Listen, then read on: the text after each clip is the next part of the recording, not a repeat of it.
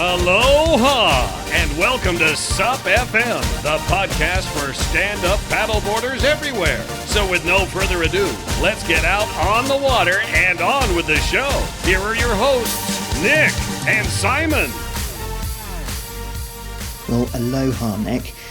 Now, this interview is quite a coup for us. So who is it we've got on the pod today? Well, I'm not going to mess around. It's Larry Cain. And if you haven't heard of Larry Cain, he is an absolute legend in the sport. He won gold medal in the Olympics in 1984 in Los Angeles for canoeing, for C1 canoeing, and he explains all about it. And the way he describes his race is just phenomenal. I love it. Amazing. But Larry has gone on to transfer from canoeing into stand-up paddle and has created Paddle Monster and has trained some of, or the best, actually he's trained the world champions. He trains Connor Baxter, Seychelles, SUP, and he's transferred a lot of his knowledge across to a lot of the elite in today's sport. And now his mission with Paddle Monster and John Bosang, they're trying to transfer that information to a much greater swathe of people. So if you guys are out there wanting to get involved in a little bit of racing, or maybe even just extend your paddling a little bit more, they are doing a lot of work on Paddle Monster to try and broaden the message and to help a lot more people. So it's really exciting, and it's fascinating to hear his history, because he started way back when stand-up paddleboarding was just getting going. And obviously Larry comes from a different perspective, because he's in Canada and he paddles year round. So there's a little bit about cold water paddling and some great tips that you need to know when you're going out in cold conditions. And we're talking like minus 20 here, man. But anyways, without further ado, here's Larry Cain. Well, Larry Cain, thanks so much for joining us on the SUP FM podcast. It's an honor to have you on. It really is. It's a pleasure to be with you. Great. I know you're from Canada. I know you're a legend. I know you're a coach. But how did it all start in paddle sports with you? What brought you down to the Oakville Racing Canoe Club back in 1974? I grew up in Oakville, which is a suburban community of Toronto, which is the largest city in Canada. So in 1974, I was 11 years old, and along with a family of 3 boys across the street and 2 boys in the next block, we wandered down to the canoe club for the first time. Actually, our mothers had got together and looked in the local recreation brochure for programs that they could get us to go in that summer. That's something they did every year. And in previous years, we'd played soccer and baseball and things like that. But none of us really wanted to go back to those activities. And so they found the canoe club and they ran that idea by us. And that was something that we all thought would be really cool. So, we rode our bikes down to the canoe club and found that it was a lot of fun. Certainly different being on the water, and I would say, honestly, a lot less structure than there was in these other team sports. I know that's worrisome in today's world when you tell a parent that there's not a lot of structure when you're near the water. But it was extremely fun. And initially, it consisted mostly of pleasure canoe and water safety instruction. But while we were there, we had an opportunity to see the racing canoes and kayaks and try them. And sprint racing canoe called the C1. The C means Canadian, actually. It's the only sport in the Olympic program that's named after a country. That Canadian canoe singles, or C1, is extremely tippy. And so when we all tried to paddle it, I was the worst of our group. And so I was very determined to get better at it. And so I would be down at the canoe club from 9 until 12 in the morning. We'd ride our bikes home for lunch. Then I'd go back from 1 till 4 in the afternoon. And then I'd go back in the evening from 7 till 8:30 or something like that. That's commitment. It was just fun, right? And there was also like a war canoe, 14 paddlers and a captain that we were paddling in and actually racing in our first summer. But sorry, was that a dragon canoe, did you say? It's like a dragon boat. It's we high kneel in it like you do in a C1. It's 7 paddlers a side and a captain at the back. It's called a war canoe, or a C15. It's an event that's unique to Canada, and it's a big part of the sprint canoe racing program at canoe clubs across the country. So it's a good, learning boat to paddle in, because it's the boat that everyone does their first races in. And then if you if you are willing to spend the time in small boats, we call them singles, doubles, and 4s, then you can end up racing in them. And so I over time, I ended up getting to the point where I could paddle in C1 and stay in the boat for a few hundred meters. And I guess how wide were those things? I mean, they must be like 15 inches wide or something crazy. You know what? I mean, in the old days when I was doing it, they were actually quite a bit wider than the paddleboard I'm paddling on now, which is 20.75 inches wide. But that was like high above the water line. So the water line width was really narrow, and but they rose up above the water line and flared out to what they call the delta point or the wide point.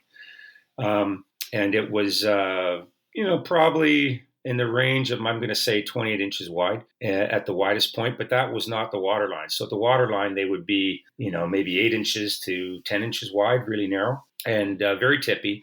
But I started racing in 1975, and I had at that club I had the benefit of really good direction from coaches, really good coaches, and some older paddlers, some role models. And I started training hard. In 1976, I saw a local guy win a silver medal at the Olympics in Montreal in that same event, C1. And I remember watching it on television, turning to my parents and saying, "That's what I want to do." And so that put the idea of the Olympics in my mind. And by 1977, I was racing and doing well in my age group. And things kind of accelerated from there. I had great coaching and good older paddlers to sort of chase and to learn from as role models. And by 1980, I just missed making the Olympic team. And then in 84, I was on the Olympic team and on the podium. I'd love to dig into the Olympics, but just before we get there, for those out there who don't know, can we just define the difference between canoes and kayaks? And also, did you ever paddle kayaks and race kayaks? Sure. So a kayak is a sit-down boat where you use a double blade paddle. So you've got a blade on each end of the paddle, and you sit down and you paddle on both sides. You paddle, you take one stroke on the left, and then you take the blade out of the water, and you're all set up to take your stroke on the right.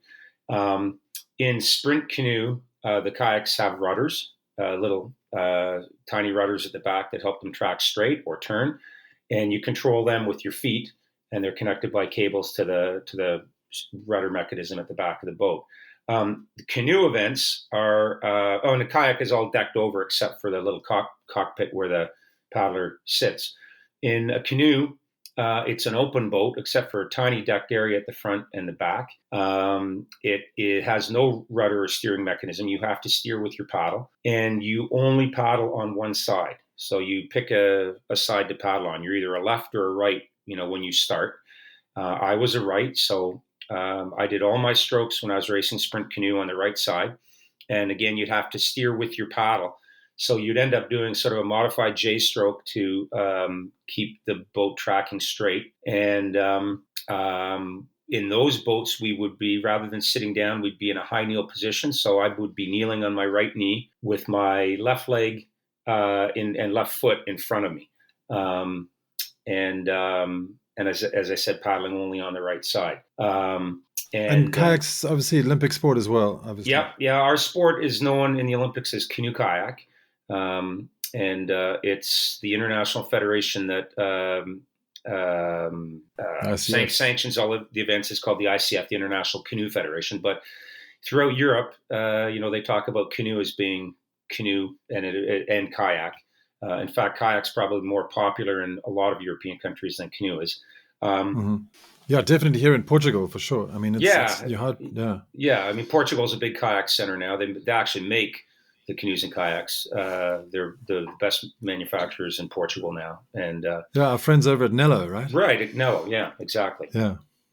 Shout out to Andre, who I haven't seen in a while, but he's a great guy and real good thinker of paddling. I really enjoyed talking to him when I was coaching the national team. And I think Nello's had some relationship with the Chalupskis. Do you know the Chalupskis from South Africa? I do know Oscar. Yeah, I've met Oscar a number of times and enjoy talking to him. He's a character and a real fountain of knowledge for sure. Yeah, he's quite a legend in South Africa. It's amazing, where I'm originally from, yeah.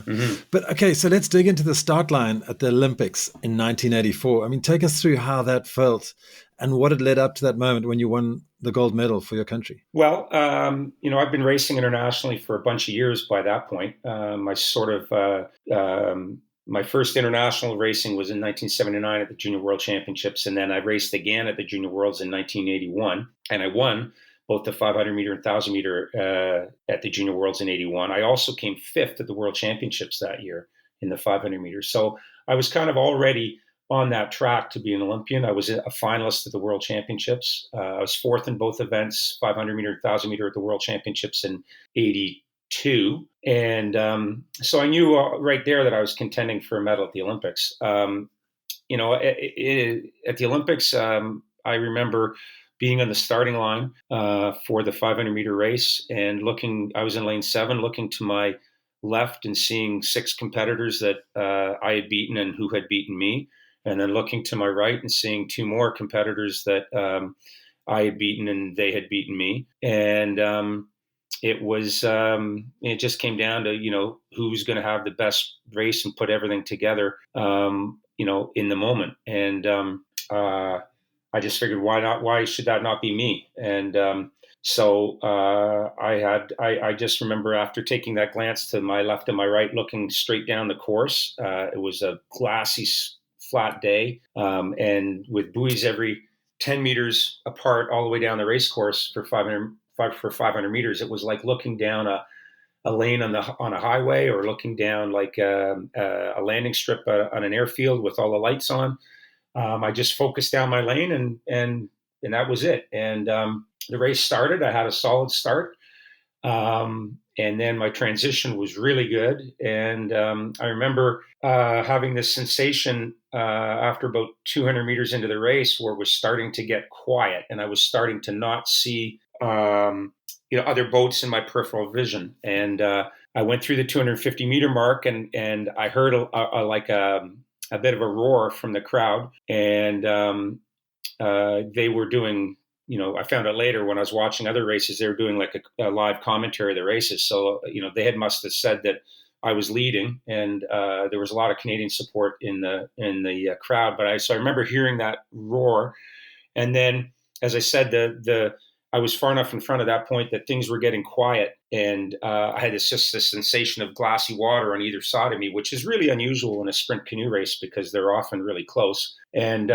And so then, I just, again, focused on the finish line and focused on the next stroke, not getting too excited, not thinking about, not thinking I'm going to win this thing or anything like that, just thinking being committed to the process, not the outcome. And, it became evident in the last 50 meters that I was going to win. And it was there. It's where you're just taking strokes, trying not to mess things up at that point, And I remember crossing the finish line and just feeling this tremendous sense of relief and satisfaction. And, it's hard to comprehend when something that you've been working on for 8 years, since I'd seen John Wood win his silver medal in Montreal, watched it on television with my parents, to find all of a sudden you had done what you'd set out to do. It's a pretty amazing feeling. Must have been unbelievable. And then you live with that for the rest of your life. So you can always, I'm pretty sure you've still got that gold medal, right? I absolutely have the gold medal, for sure. The next day I went out and I won a silver medal in the 1,000 meter. Wasn't as good a race, but it was, decent. And I'll just tell you as an aside, I came fourth in 88 with a good race. It just wasn't quite good enough in 1,000 meter.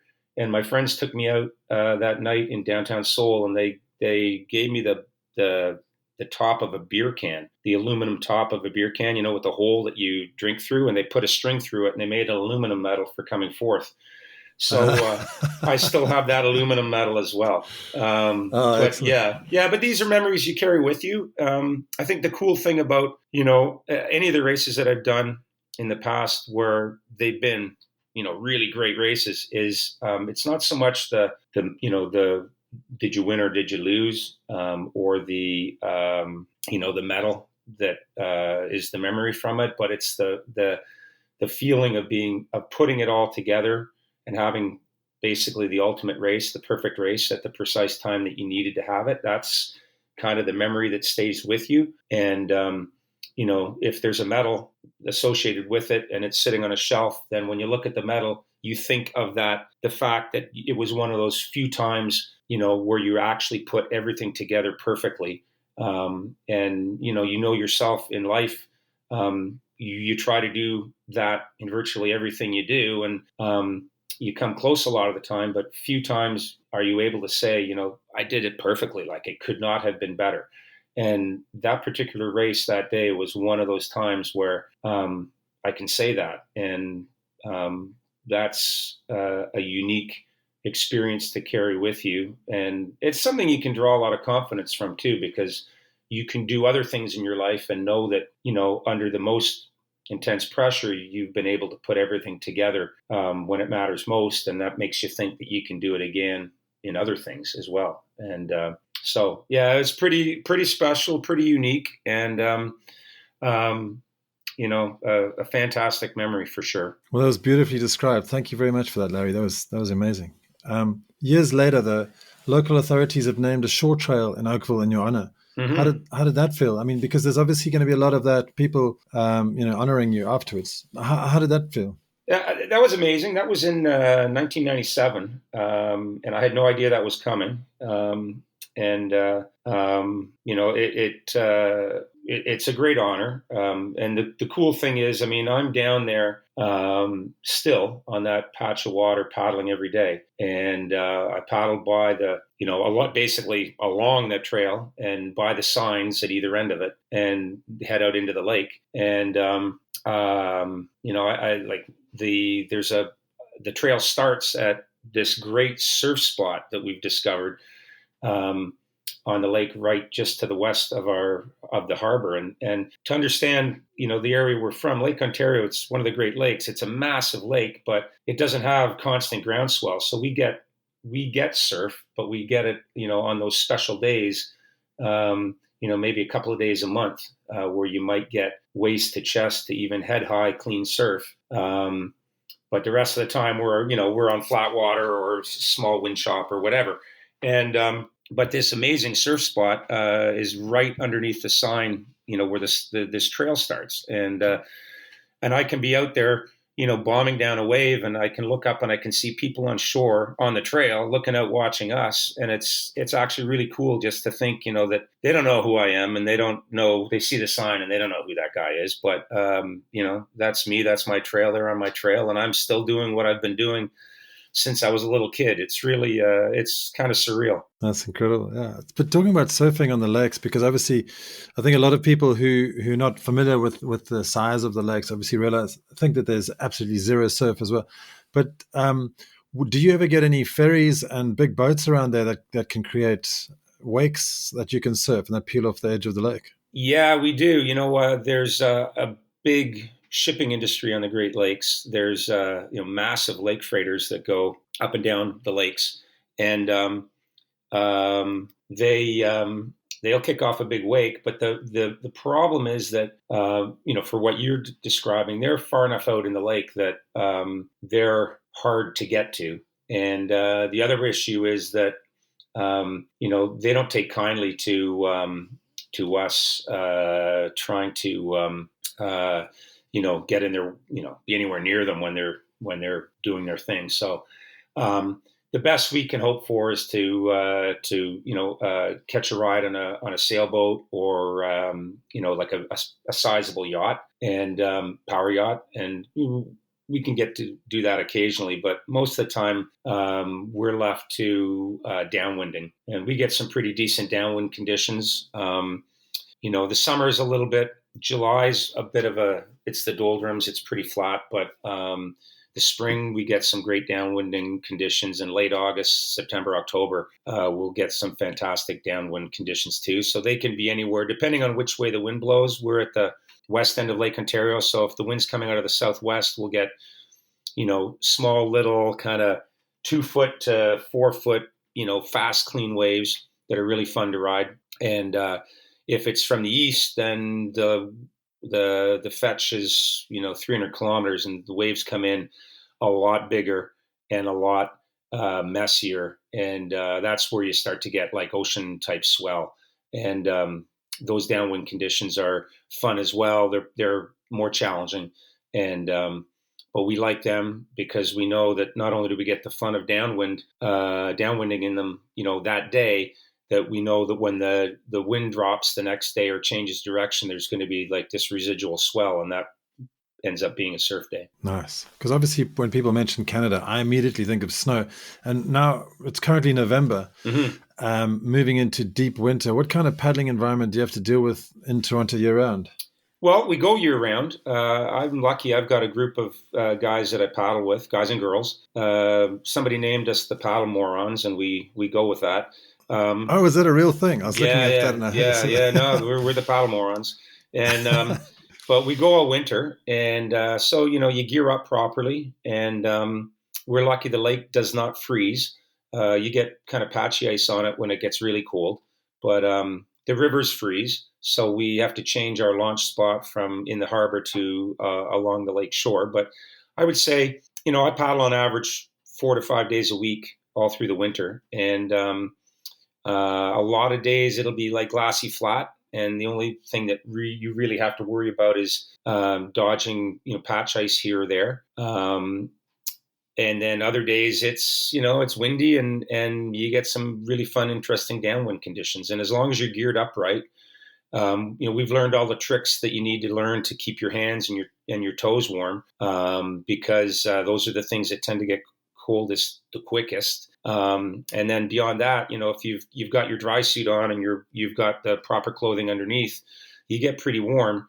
And like I've told people, it's no matter how cold it is outside, it's summer inside your dry suit. And the coldest part is changing, sitting on the back hatch of the car after and changing, outside. That's the coldest part. But it's well worth it to get out there and continue to enjoy what you're doing in some of the most unique paddling conditions that you'll ever find. So what are those tricks and tips to keep your hands and feet warm? Do you just sort of have an electric heater wired up to your electric...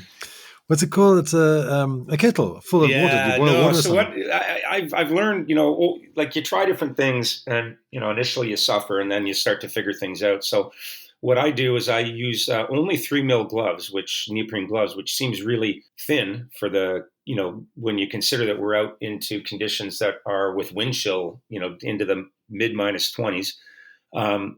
But what I do is I put those nitrile, doctor's medical gloves on underneath. So I'll put those gloves on, and then I'll put them in my neoprene gloves. And the reason I started doing that was to keep. I remember I had a cut in my hand, and it got infected from because neoprene gets kind of rancid if you don't wash it all the time. And so it got infected. So I remember I put on the infected hand, I put a glove on and then put it in my glove so I could still paddle and not get it more infected. And then the other hand, I was just put my hand in the neoprene glove. And while I was out there, I discovered that the hand with the nitrile glove on it, the medical glove, was so much warmer than my other hand that I tried it on both hands, and it was like this great discovery. So what I do now is on those really cold days, as I drive down to the lake to paddle, I put my gloves, the neoprene and the medical gloves, I put them up on the dashboard of the car, with the defrost on, so it's blowing hot air on them, and I leave the car running while I get everything set up, and then the last thing I do is I put my hand in these really warm gloves, and then you're fine. And once you start to sweat in them, and you get some, sort of a layer of sweat inside the nitrile glove, that just keeps your hands toasty warm. And then for the feet, what I do is I use 7 or 8 millimeter boots, and I use merino wool socks. So I get boots are a size big, so I can put the socks on. And I actually get just, and this is kind of environmentally unfriendly, and I apologize for that, but I get the plastic bags that you get at the grocery store that you put your produce in when you take it up to the cash register. And I'll put them over my socks and then slide them into the boots, and then I'll pull the gasket of my dry suit over the tops of my boots, so my feet will stay. Not only will they stay warm because I've got all this layering, but they also stay dry. The only moisture that gets in, unless I'm in the water for a long period of time, like on a surf day, the only moisture that gets in is just sweat. And So that keeps them really warm. And I get probably like a dozen uses out of each bag. So I figure that I'm using the bags more than the people who getting more use out of them than the people who get the one use out of them at the grocery store. And they are recyclable in Canada too. So when I'm done, I can recycle them.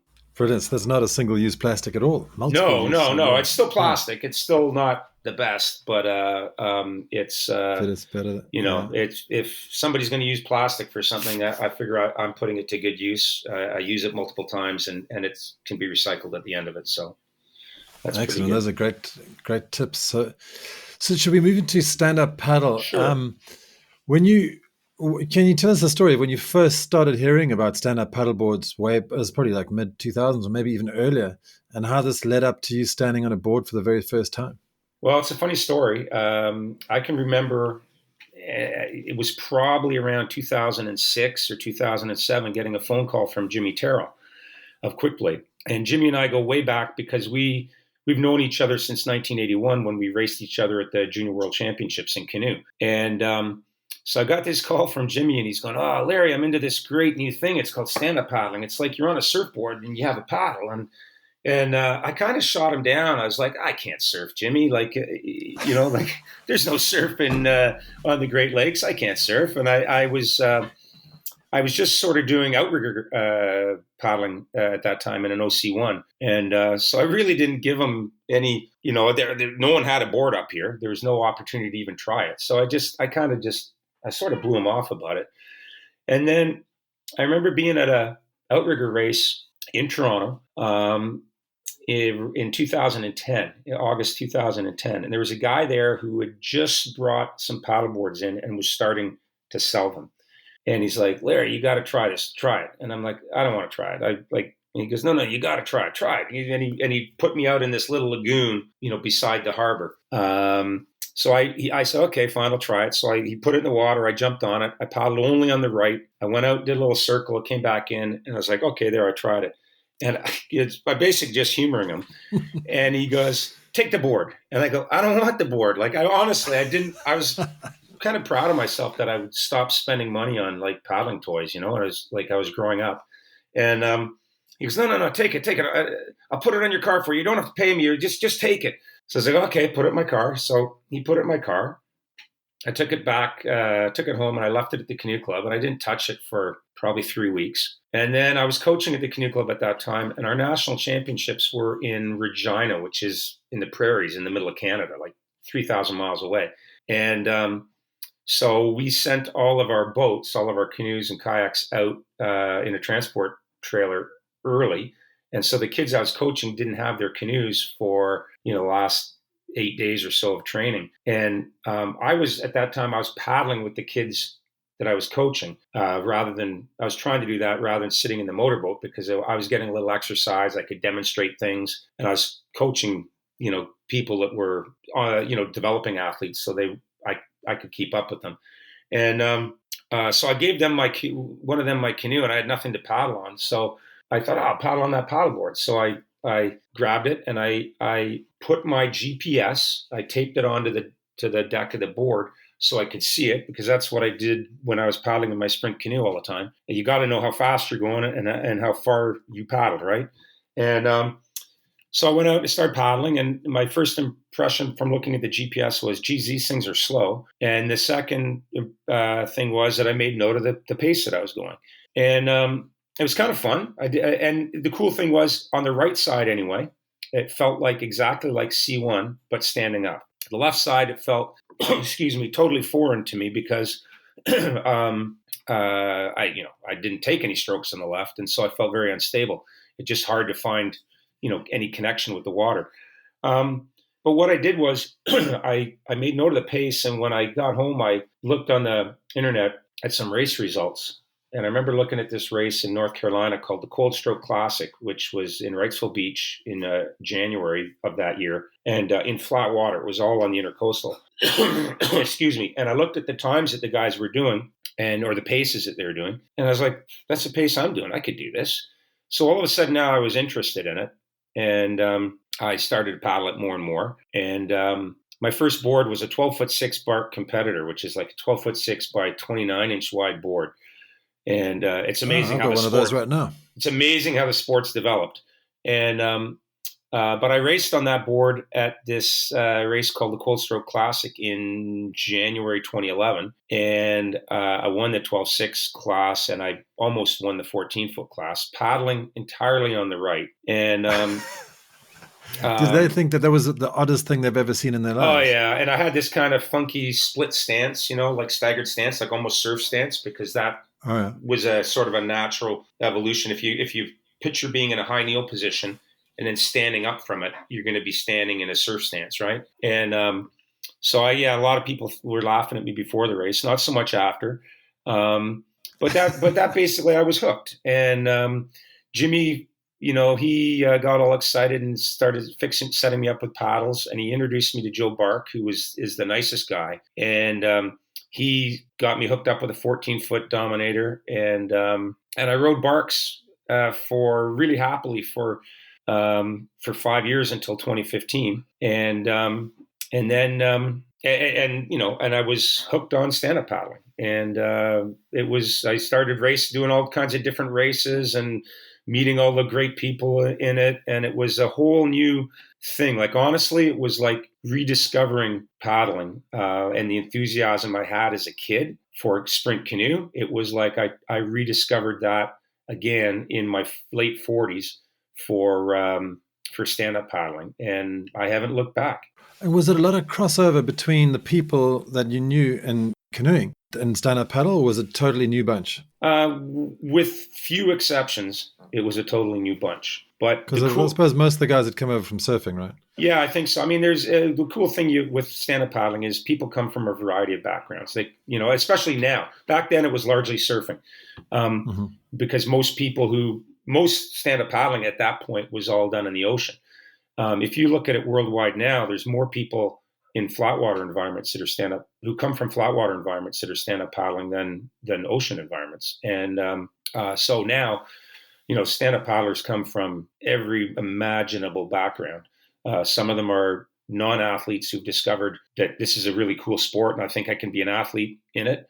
And some of them are athletes from other sports like swimmers and triathletes and cyclists, and some of them come from paddle sport backgrounds like sprint canoe or outrigger or marathon, and some of them come from a surf background. And so there's this. But the cool thing about all these people is they're great people. Like, again, the great thing about sprint canoe was in all the years that I paddled, I don't think I can, honestly, I can't think of anyone that I met that I didn't really like. And it's the same thing that's happened with stand-up paddling. It's just a cool group of people. And I second that as well. Amazing people. Yeah, and it's a privilege to be part of that community.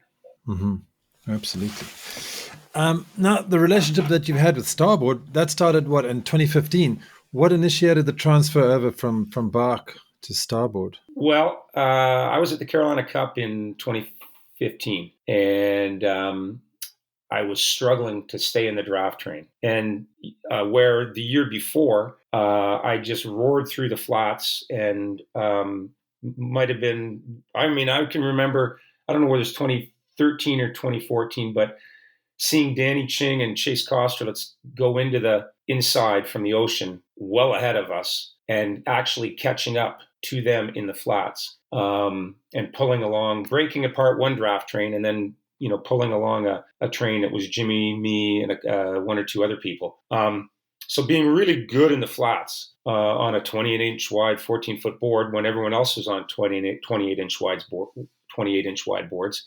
And then all of a sudden in 2015, I'm struggling to stay in the draft train. And I'm thinking to myself, what is wrong? Why, have I hit the wall? I'm thinking, okay, I'm 52 years old now. So have I just hit the wall? Is it just, can I just not do it anymore? Or what's the deal here? And I remember being really frustrated for a lot of the inside section of that race.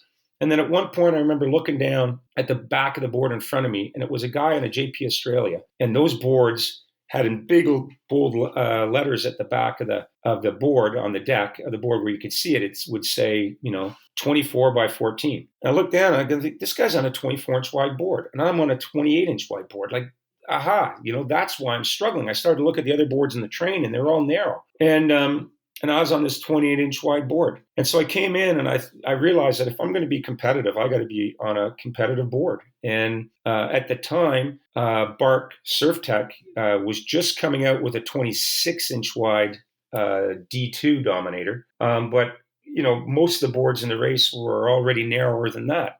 And I just realized that I got to go to something that's more competitive. And so what I did was I was coaching the national canoe kayak team at the time. And pretty much as soon as I got home from Carolina, we had to go to Europe for a month for World Cup races. So while I was there, I was frantically emailing people back home, lining up boards that I could test when I got home. And then when I got home, I used this piece of this technology that we had for the canoe kayak team that was like a GPS accelerometer device, really high level, that we would put on the boats when they raced and in training when we're testing them to collect data about their performance.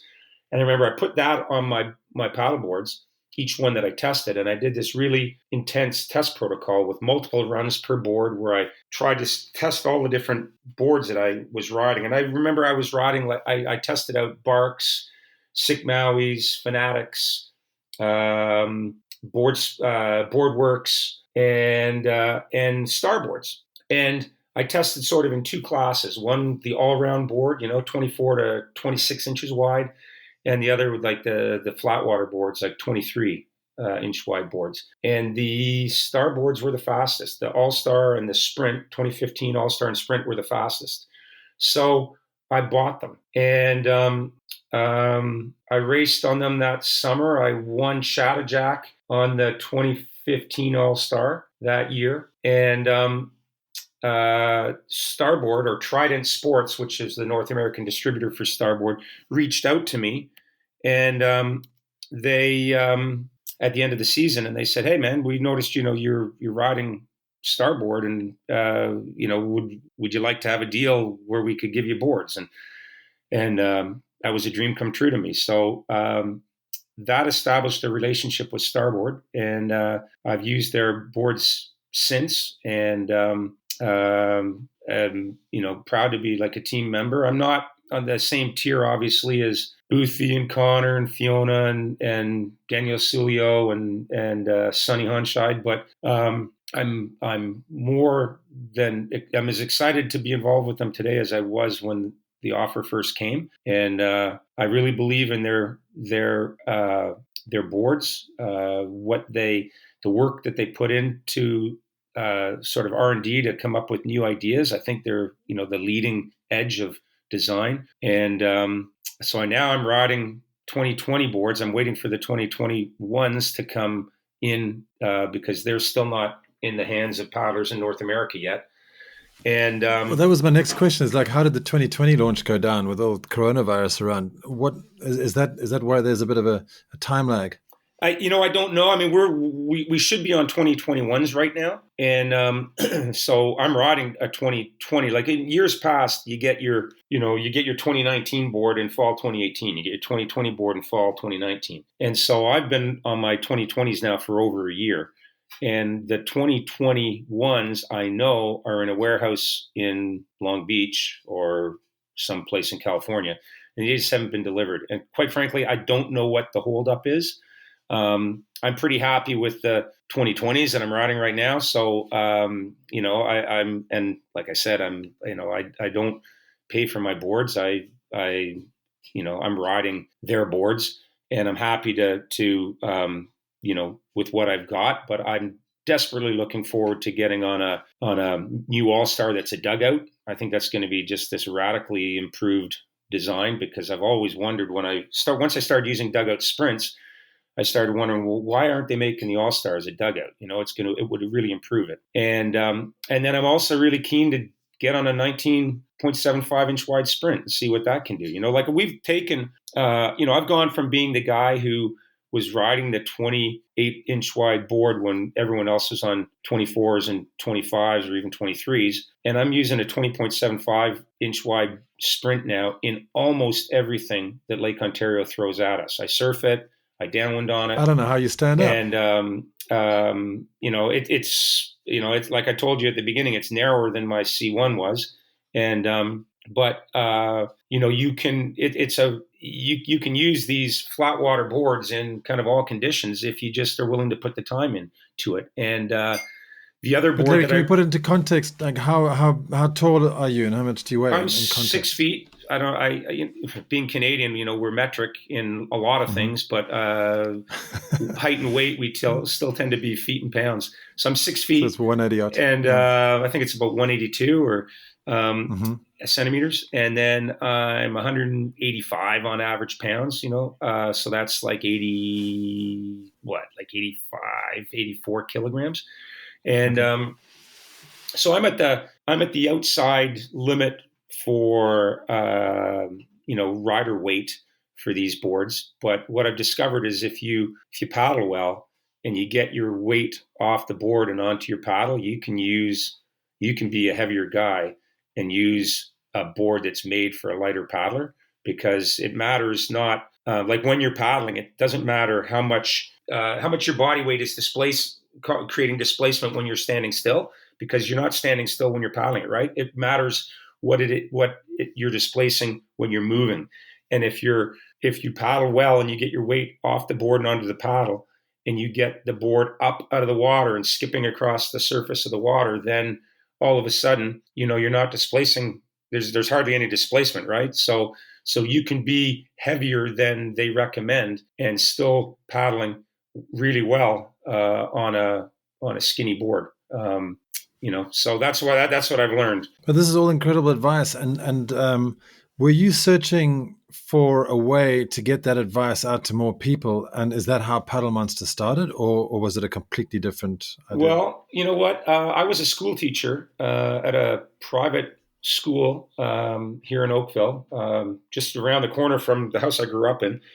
And from 1996 until 2014. And during that time, I'd taken up stand-up paddling. And one of the things when I started stand-up paddling, I remember looking on the internet for information about it and being really disappointed with the quality of the information that I found. There wasn't a lot of good quality, like here's what to do and why information.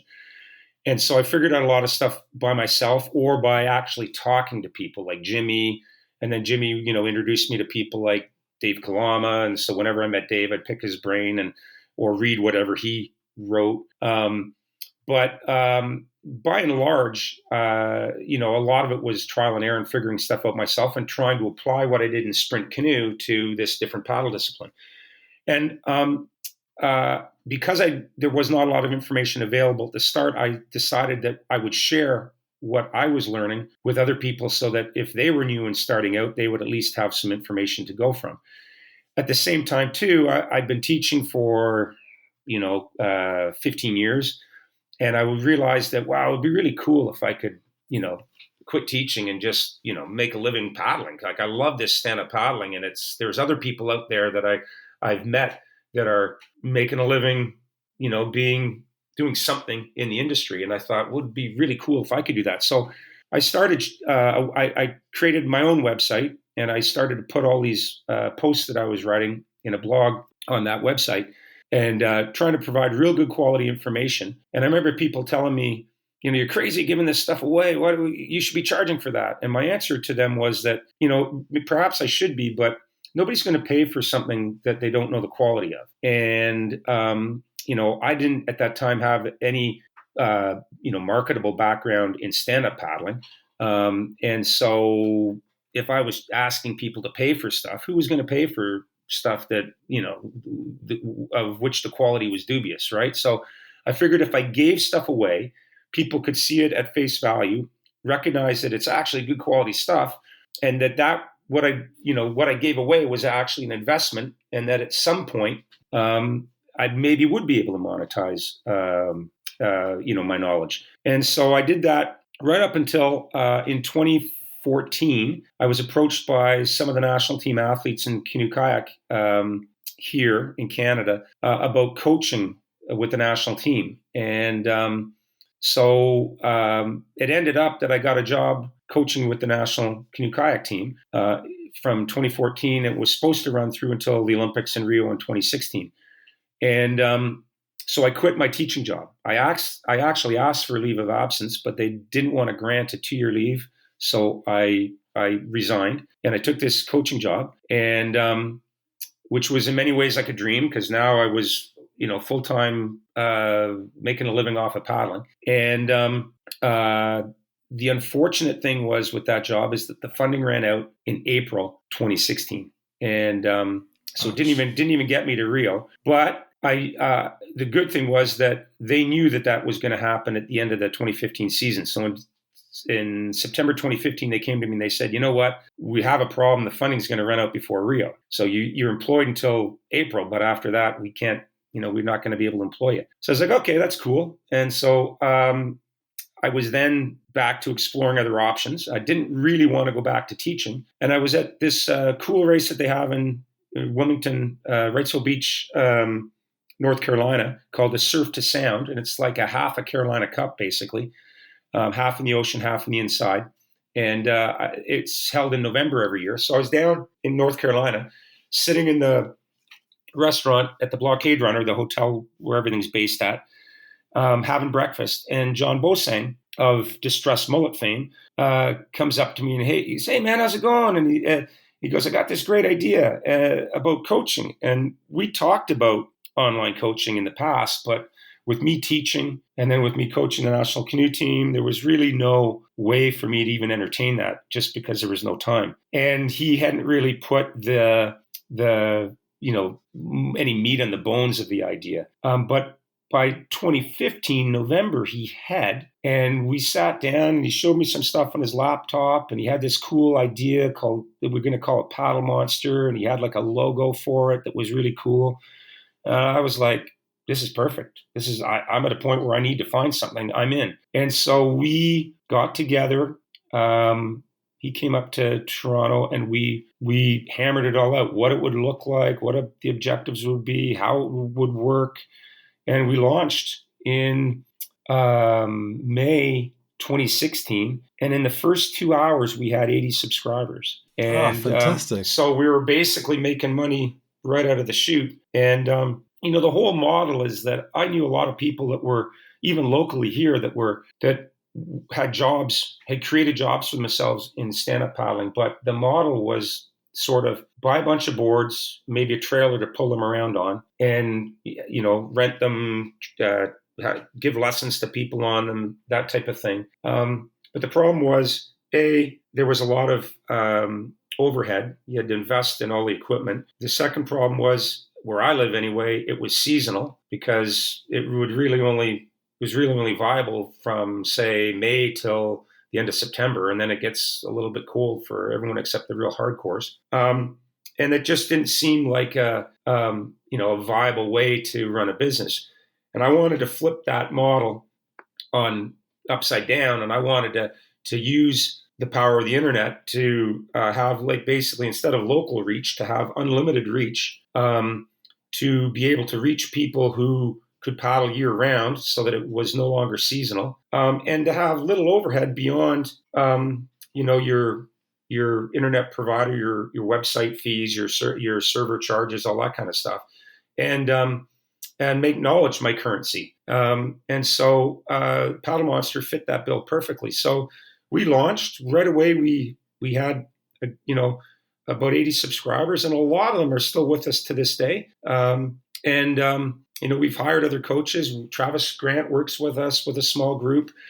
Seychelles has worked with us. She is just going to branch out into life coaching. So she wants to move in a bit of a new direction, and we're supporting her in that. She's still going to work with us doing clinics and training camps, but she's going to get a little bit out of the writing programs for people side of things. We've got Victoria Burgess, who's a PhD in exercise science, a really accomplished stand-up paddler, and a certified sport nutritionist. So she works with us. We've got a strength coach, a Canadian strength coach, a strength and conditioning coach who's worked with our sprint canoe kayak team for 12 years with a bunch of Olympic medalists. He also works with other sports, like he's currently working with freestyle skiing Canada, and they're the number one team in the world. So he's right now he's up in the Yukon working with them. But I mean, we've got some of the best coaches in the world with the best knowledge you're ever going to find working with us, and we're viable. So it's we're able to make a living doing this and doing what we love to do. Sounds like the perfect idea. But I mean, starting what is essentially a tech company when you're, I don't know, over 50 and coming from a sports background seems quite challenging. Was it challenging for you? Well, I'm not the tech guy. So for starters, Okay, cool. it's like I'd be lost without John and Tim Myers, who's our real tech guy. So but basically we're the three of us are three guys whose strengths complement each other really well and make up for each other's weaknesses. So I'm the paddling and sport and coaching knowledge, and these guys are the marketing knowledge or the tech knowledge. And so together we make a formidable team. And and it's worked. I mean, we have aspirations to be to penetrate more into Europe and to Asia, and the other thing I think too that we want to do is, I don't know about in your part of the world, but over here this past summer we saw more people paddling than we've ever seen before. And I remember when I started paddling, I was right kind of coming into it at the tail end of the initial SUP explosion, where people were, everyone was discovering it and was really excited about it. And then like around 2013, when I was really getting into it and thinking it was the greatest thing going, I remember encountering people who had been around from the very beginning, and they were lamenting the fact that growth was slowing down, and, the industry, they were,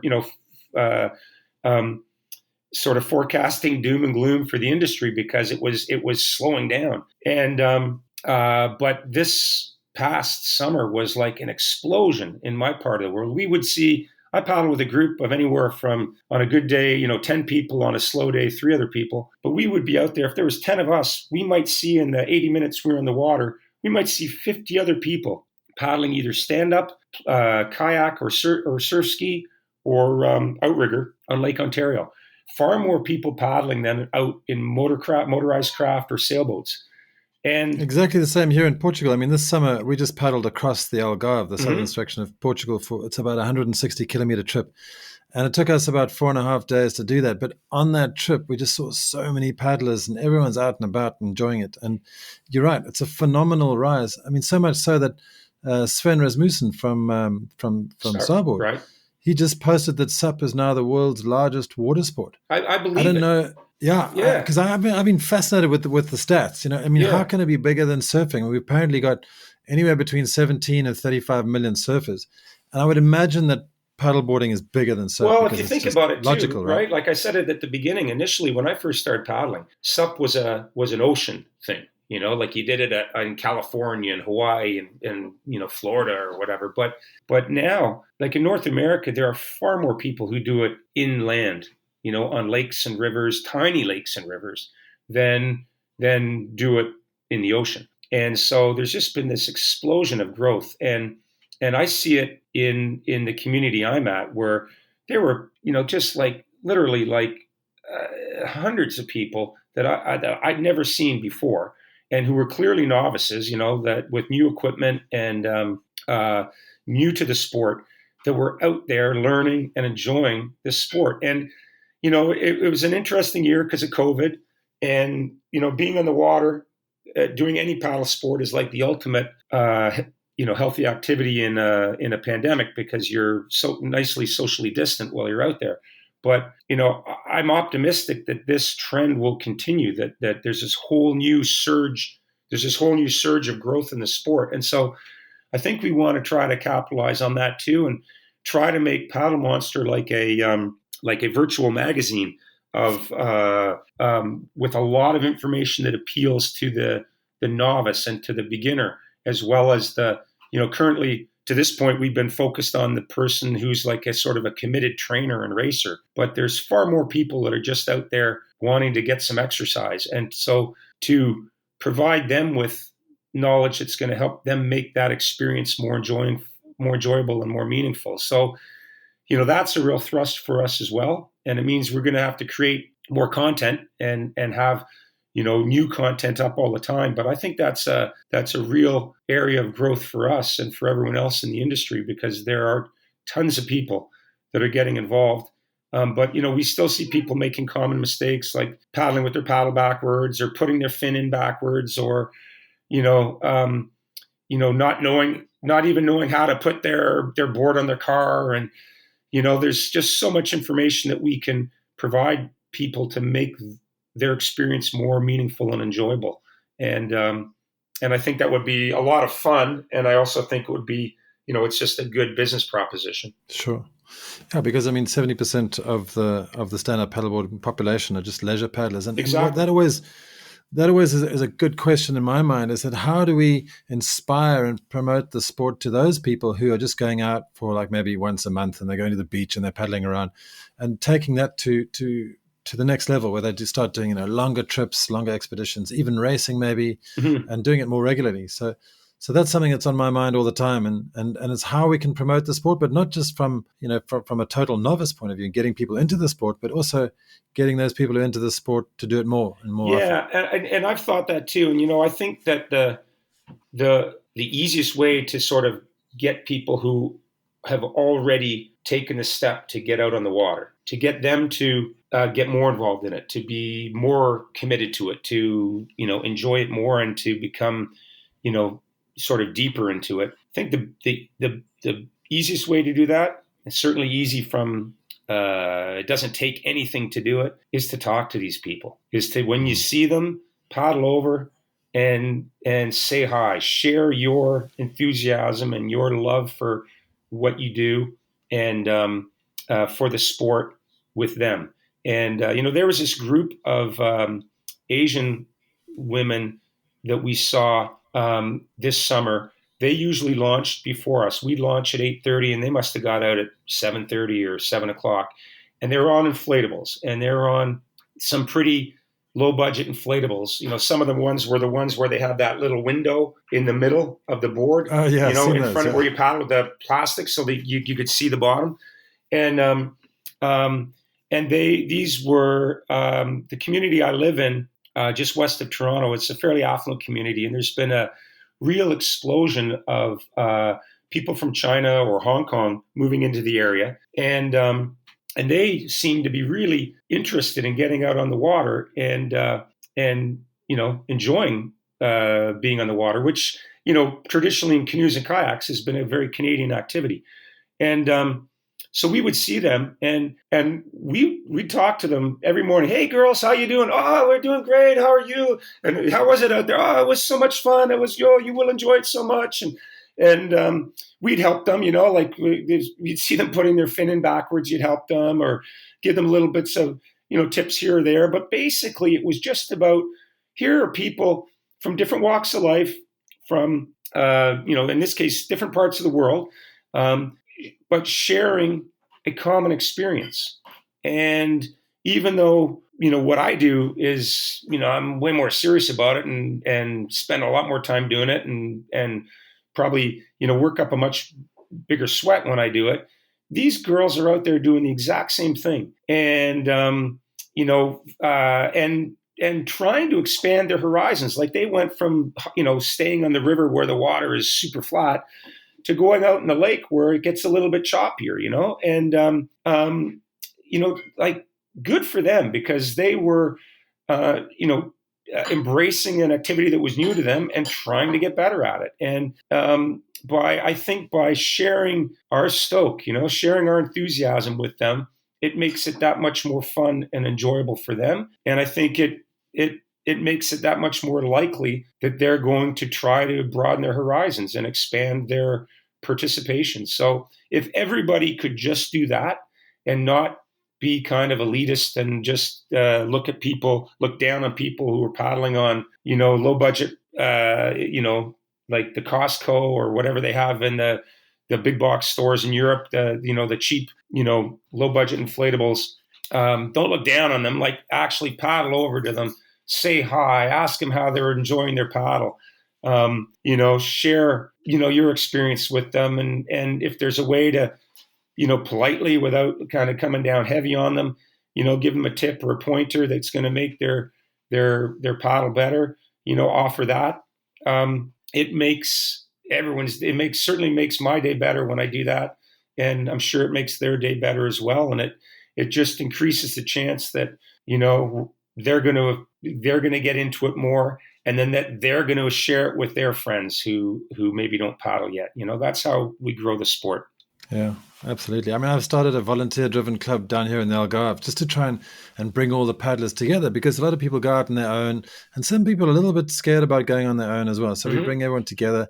And it's been a great success. And it goes back to when I interviewed Chase Kostlitz a while back, and he said, just go out there and bring people together, go out with a couple of you, and then more will join and more will join it. And that's how you do it on a grassroots level, promoting the sport. 100%. I mean, if I look at our group, the Paddle Morons, like we come from a varied background. There's a couple of us who've known each other for decades from canoe kayak, but we've got people from all over that they've become part of the group, and like to the point where like we don't just see each other when we paddle now. Like we're friends. We do things together socially in a COVID-free world off the water as well. And it goes back to what I said earlier. Like I can't ever think of people in any type of paddling that I've met that I didn't really enjoy hanging with. And there's something about the type of person who's drawn to the water that seems to be, they're cool people. And so when you do reach out to people and try to bring people together, or are welcoming and bring people into your group, you help grow the sport, but you make new friends. And, like that's what life's about. You can always use more friends. Absolutely. Oh, man. Well, Larry, thanks. It's been wonderful chatting to you. Thank you so much for spending the time with us here on SUP FM. I really, really do appreciate it. Yeah, it's been my pleasure. It's been a great conversation, and I'd enjoy doing it again sometime. That'd be great. I'd love that too. Thank you for listening to SUP FM, the #1 podcast for stand-up paddlers wherever you are. If you like what you've heard, please leave us a review on iTunes. Until then, we'll see you on the water.